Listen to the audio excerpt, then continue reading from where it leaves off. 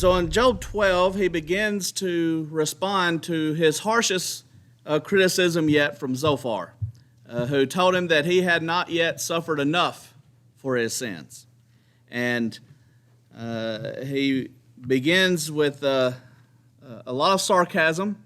In chapter 12, verse 2, no doubt you are the people, wisdom will die with you. But I have understanding as well as you, I am not inferior to you. Who does not know such things as these? And so he begins to answer Zophar in very straightforward terms, but he's gotten to the section now in chapter 13 where he's a little higher than he was at the beginning. We've talked about before how Job, as he responds to his friends, sort of starts out low, finds some hope and strength in the middle, and then falls back down at the end.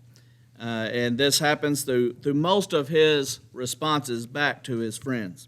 And we see it very clearly in chapters 12 through 14 in this response to Zophar. We got to chapter 13, and we last covered verses 13 through 16 at the end of last week. It says, let me have silence and I will speak, and let come on me what may. Why should I take my flesh in my teeth and put my life in my hand? Though he slay me, I will hope in him. Yet I will argue my ways to his face. This will be my salvation, that the godless shall not come before him. And so as he has spoken of before, and this is going to be a recurring theme, Job wants an audience with God so that he could plead his case before God and have God answer some questions that he has. And in the end, he's going to have the ability to do this, but he's not actually going to have the ability. Job is going to be speechless when God finally speaks out to him and seeks to have a conversation with him. But through these chapters where Job is responding, this is something he always comes back to. I just want to be able to stand before God and plead my case with him and find out why all these things are happening. And so he's going to continue that in the section we will study today.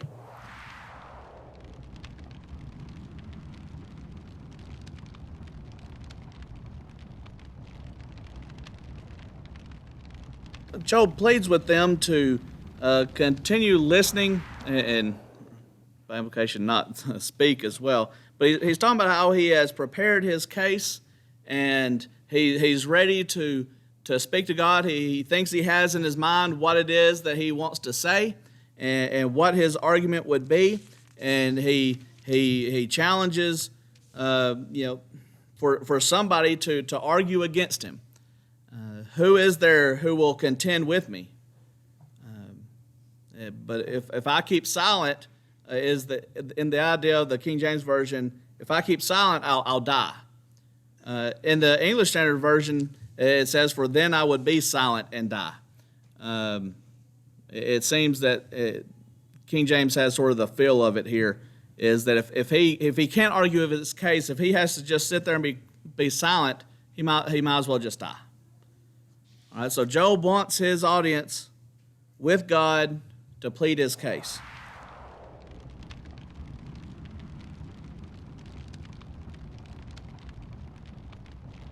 One of the difficult things in the book of Job in this conversation is, when is Job talking to the friends and when is he talking to God? Here in these verses, he's talking to God, and it may be that he began back in verse 17 speaking with God. But definitely here in verse 20, his speech turns toward God, and he wants two things to be given to him, and then he won't hide his face. He'll argue his cause before God. And the two things are found in verse 21. Withdraw your hand far from me, and let not dread of you terrify me. And so he basically asks for a reprieve in the suffering for a moment so that he can be at his wits to speak to him. And then, do what you will. And so, then call and I'll answer, or I'll speak to you and you reply. And so he said, it doesn't matter who goes first here. I just want to have a conversation to where I can speak to you and you answer me. Or you can speak to me and I'll answer you. It's all he wants at this point.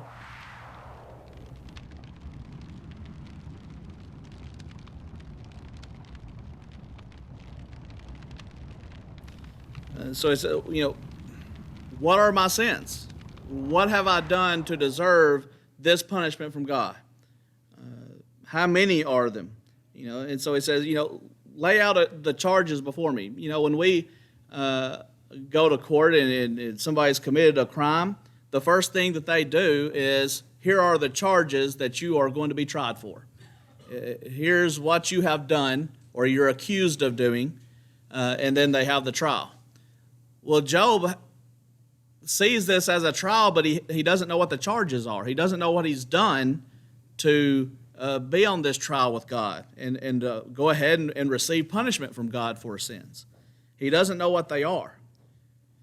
And so he says, don't hide your face. Don't count me as your enemy. And so, through this book, he can't see God. He doesn't know what's going on behind the scenes. All he has is the suffering, and he is trying to figure out why God is doing this to him, and he has no answer. And so, don't continue to hide your face. Don't continue to make me suffer and treat me like an enemy.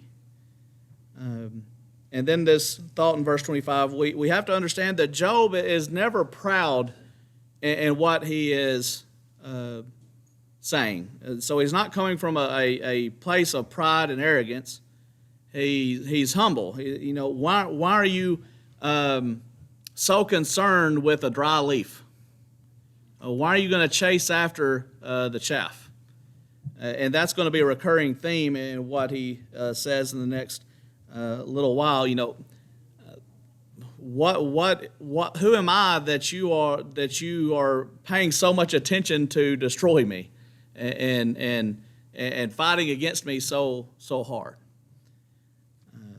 Because Job realized that in comparison to God, he is nothing. He's just a speck. He's just a piece of chaff. And he just doesn't understand why these things are happening.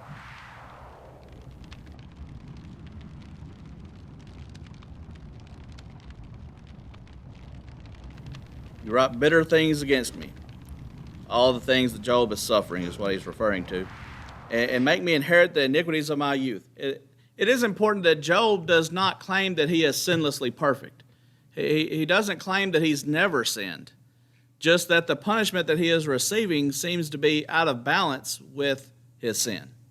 And he especially talks here about the iniquities of his youth, that maybe it is that God is punishing him for something he did long ago and has waited all this time to take his vengeance out on Job.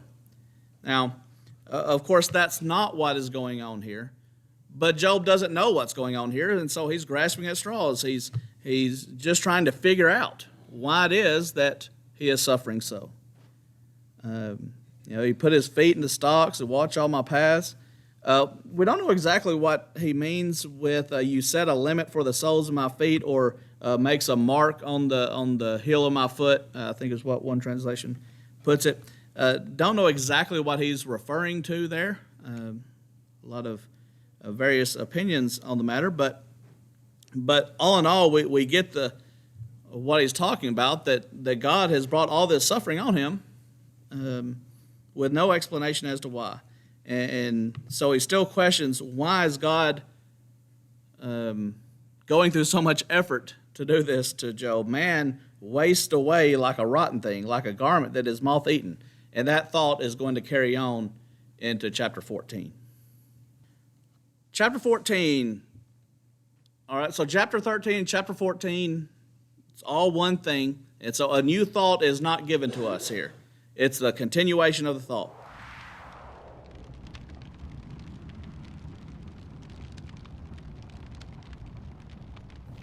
This is a continuation of the thought in verse 28. Man wastes away like a rotten thing, like a garment that is moth-eaten. A man who is born of woman is a few days and full of trouble. He comes out like a flower and withers. He flees like a shadow and continues not. So all these different examples of things that don't last long. And so our clothes, waste away. Our health and our bodies, decay as we get older. And then a flower comes up and withers, a shadow doesn't stay around long.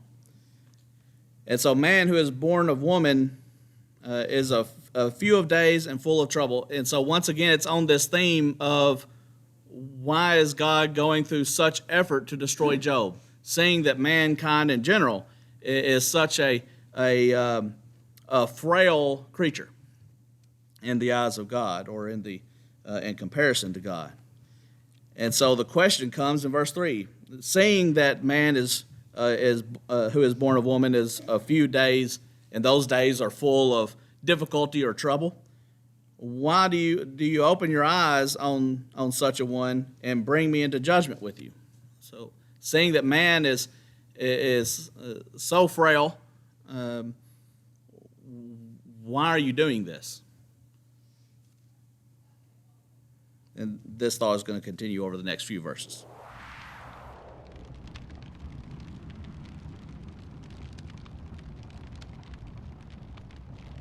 Verse 4 is a sort of an idiom or a proverb that they had: who can bring a clean thing out of an unclean?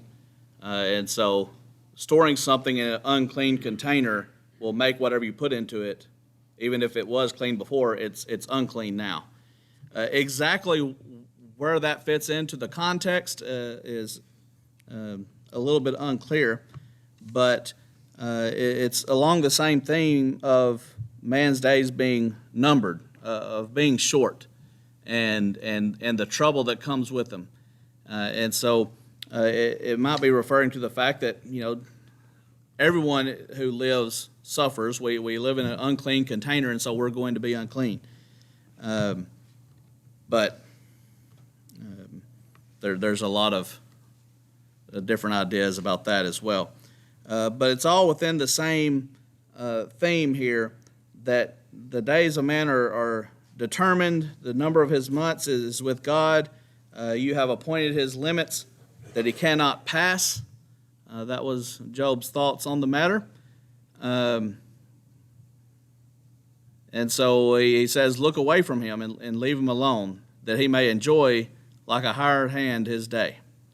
And so since Job has suffered so much, he's basically asking God for it to stop, for him to be able to look at his life as if he's done with the work and can now finish out the last little bit of his life.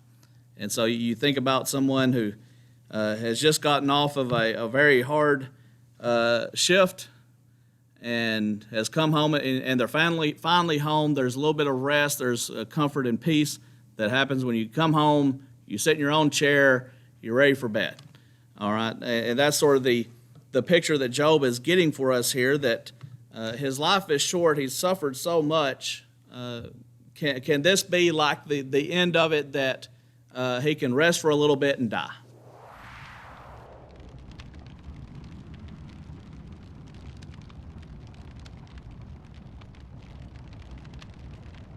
There's hope for a tree. And so we all know this to be the truth. In fact, you can drive past my yard, and there was a Bradford pear that was cut down probably 4 or 5 years ago, and it's sprouting up again. And we have to go back out there and cut it down from time to time. Stump is left, and so shoots will continue to grow out of that thing.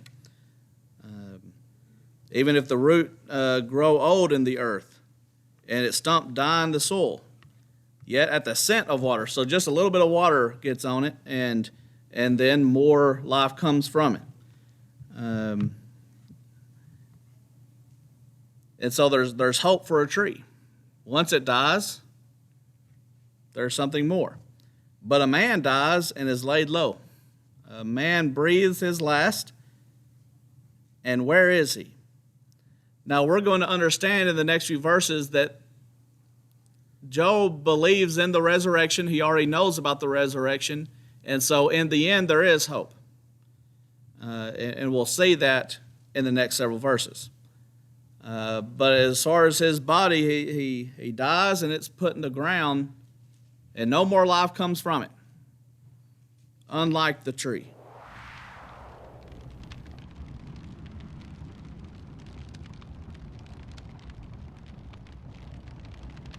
In the English Standard Version, verse 11 is this: as waters fail from a lake, and a river wastes away and dries up. So there are many places on earth where that used to be lakes and rivers, but now they're completely dry. Right? So it is that man dies, lies down, and he doesn't rise again. Now, if that was the end of his statement, we might wonder what they thought about the afterlife and what happens after death. But he says, till the heavens are no more, he will not awake. Now, if we stopped at verse 12, we would wonder what exactly Job meant, because he could be using hyperbole and saying he's never getting up again. But because of what he says after, we know that Job has been told by God about the resurrection day, about there's time coming when the heavens and the earth are going to be no more, and at that time it's going to be the case that the dead rise up, but not until then. Now it seems that of course Job would have an incomplete knowledge of the resurrection day compared to what we have, because these things were revealed to mankind slowly over many, many, many years. And so we have all the information that God is going to give mankind about the resurrection now as we live in the New Testament times and have all the revelation of God. They didn't have that under the Old Testament, and especially in the patriarchal time that Job is living in. But he does know that there's a resurrection.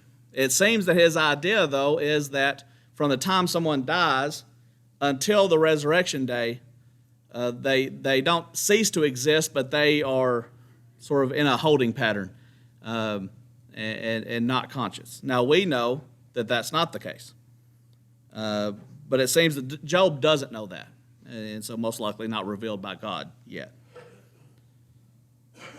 And that becomes a little more clearly defined as we look at the next few verses.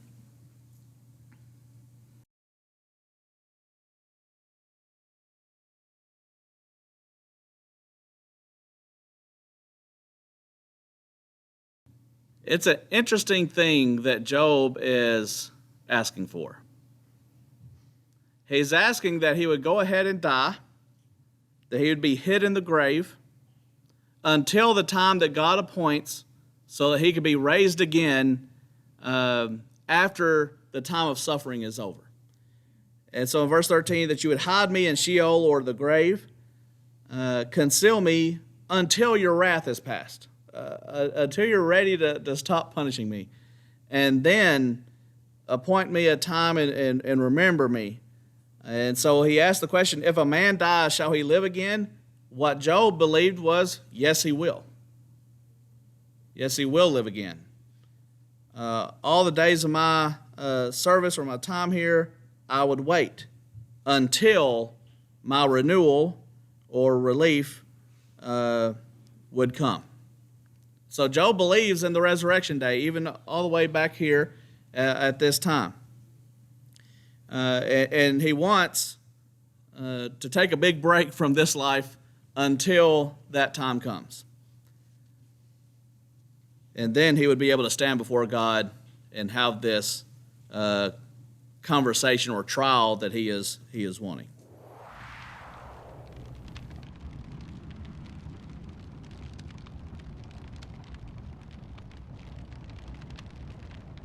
So he is referring to the time when he would be raised, to when his renewal came or his change came, as the King James Version says. At that time you would call, and I would answer. He would be able to have this conversation with God. God would desire Job as the work of his hands. You would number my steps, and you would not keep watch over my sin. My transgression would be sealed up in a bag.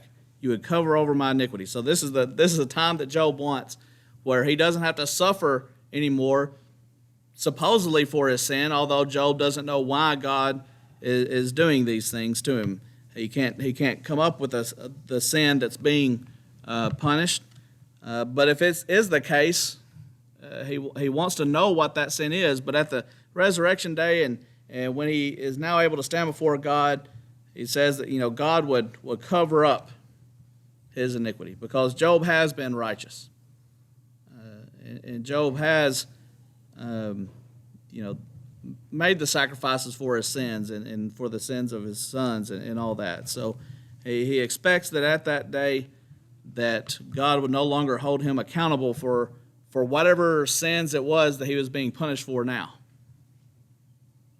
Although Job doesn't fully buy the idea that this punishment is from sin. But if it is, at that day, it wouldn't be held to his account.